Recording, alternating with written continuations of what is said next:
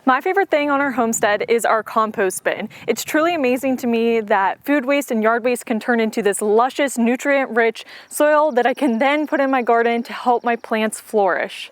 If we haven't met yet, my name's Elaina, and today I'm going to be sharing with you how to start your own compost bin. I'm going to give you the basics, give you options for bins, and then explain some of the things that can and can't go into your bin. In order to have a successful compost bin, you need a balance of green and brown materials. Green materials provide nitrogen to your bin and the brown materials provide carbon.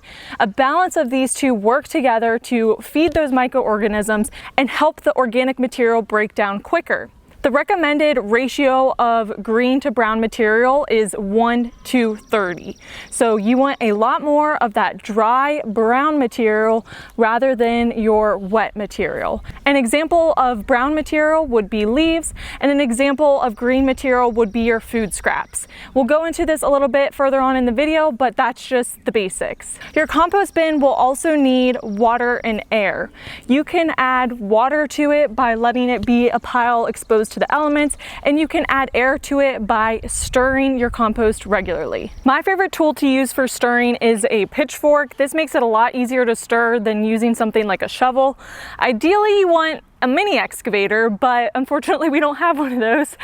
We borrowed one for our trenching project, but one day when Alex gets a mini X, you better believe I will be stirring our compost bin with that. As far as stirring goes, it's not a 100% absolute needed requirement for your compost bin, but it will help the material break down quicker.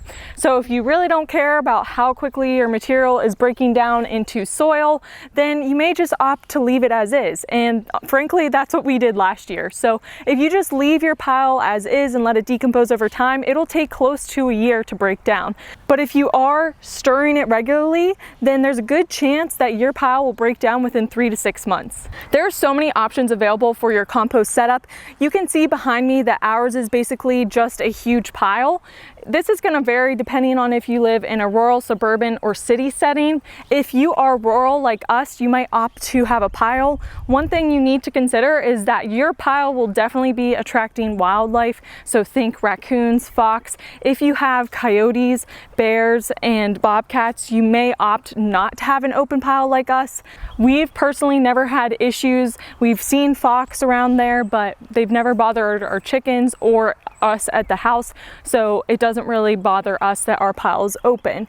Now, if you live in a suburban environment, you may want something that's completely enclosed because of an HOA rule, or you just don't want to deal with animals whatsoever. So if that's the case, there are options on the market that are tumblers. There's also options that are basically trash cans that you plant in your garden that have a lid.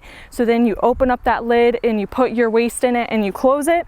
It also depends on how much waste you're planning to put into your bin. For us, we use our bin for not only food waste, but also yard waste. So in order to do that, our bin has to be larger because we are putting leaves, grass clippings, and one of our goals is to create as much soil as possible so that we can use that in our garden bed. If you live in a city, you may be thinking to yourself, wow, none of this applies to me.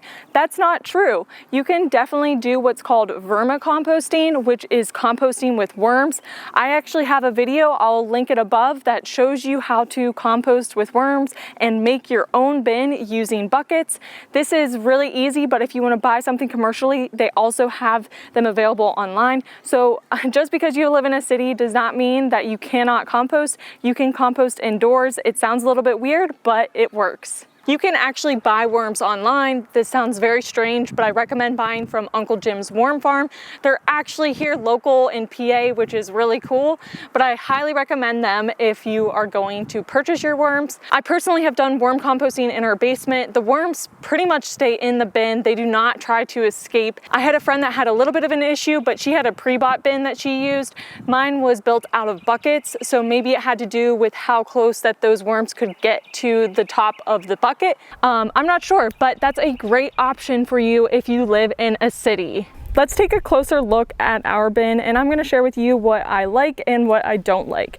So this bin was actually built by Alex when he was in like middle school or something. I think it was for a Boy Scout project.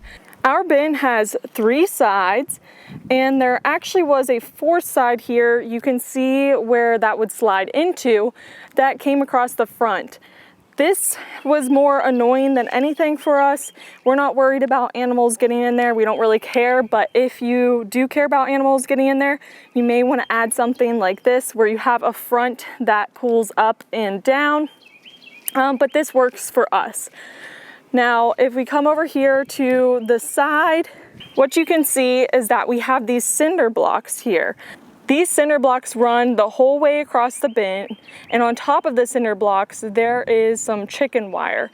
And I don't know the exact purpose of why Alex set this up the way he did. I'm guessing he had done some research into it beforehand.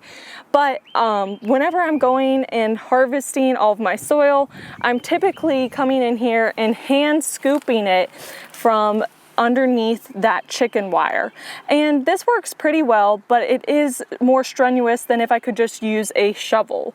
So I'm not sure if I'm crazy about this part of the design, but it definitely works, and I've already gathered 10 5-gallon buckets worth of soil this spring.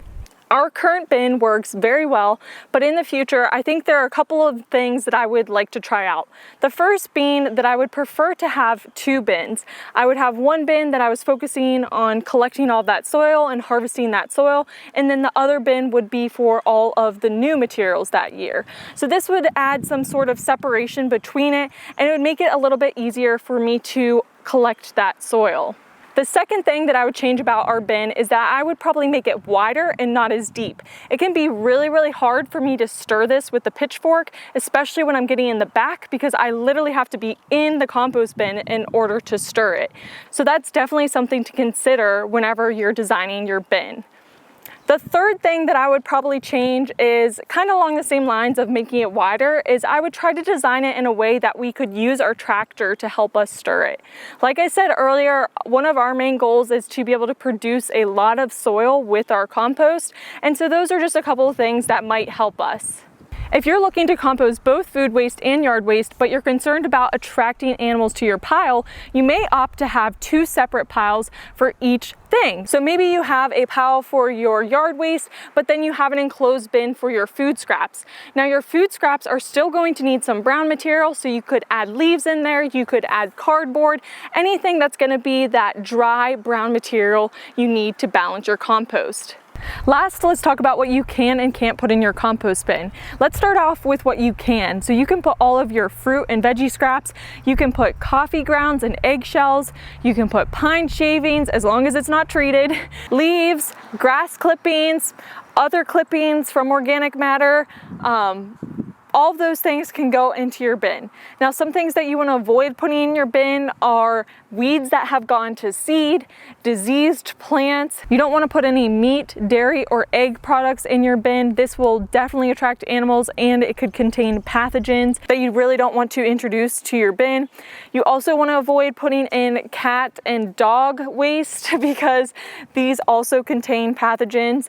And then lastly, anything that could be chemically treated, whether that's glossy paper or treated wood, you want to steer clear of those things and don't put them in your bin. I know it sometimes stinks to have to throw some of those things out, but you just really don't want to introduce any sort of chemical into your bin. Thank you so much for joining me today. I hope that you learned something about composting that can help you get started.